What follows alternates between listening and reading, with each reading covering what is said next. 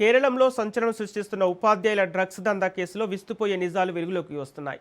విద్యార్థులకు ఆదర్శంగా ఉండాల్సిన ప్రభుత్వ ఉపాధ్యాయులే స్వయంగా డ్రగ్స్ ఏజెంట్లుగా మారుతున్న వైనం సర్వత్రా కలవరపెడుతోంది. ఇదివరకే 2 మహిళా టీచర్లను అరెస్ట్ చేసిన పోలీసులు తాజాగా మరో ఉపాధ్యాయురాలను అదుపులోకి తీసుకోవడంతో ఈ కేసులో మొత్తం 3 ప్రభుత్వ టీచర్లు ప్రమేయం ఉన్నట్లు తేలింది. కేసీ కీర్తన, కే కావ్యతో పాటుగా తాజాగా విపి నీష్మా అనే మరో టీచర్ను పోలీసులు అరెస్ట్ చేశారు.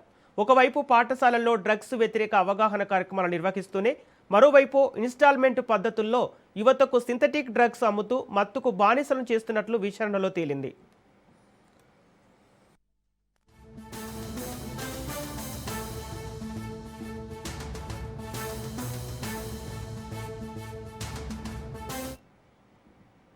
మారుపేర్లతో గుట్టుచప్పుడు కాకుండా భారీగా నగదు బదిలీ జరుపుతున్న ఈ యువ మధ్యవర్తుల వెనుక అంతర్రాష్ట్ర మత్తు పదార్థాల ముఠా ఉన్నట్లు పోలీస్ వర్గాలు ధృవీకరించాయి.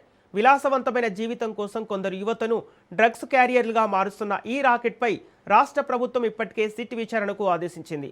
నిందితులు దేశం దాటి పారిపోకుండా ఎయిర్పోర్ట్లు, జిల్లా సరిహద్దుల్లో నిఘా తీవ్రతరం చేశామని, ఎన్ఎస్బి సహకారంతో ప్రవాస కేరళీయులు లింకులపై కూడా ఆరా తీస్తున్నట్లు పోలీసులు తెలిపారు.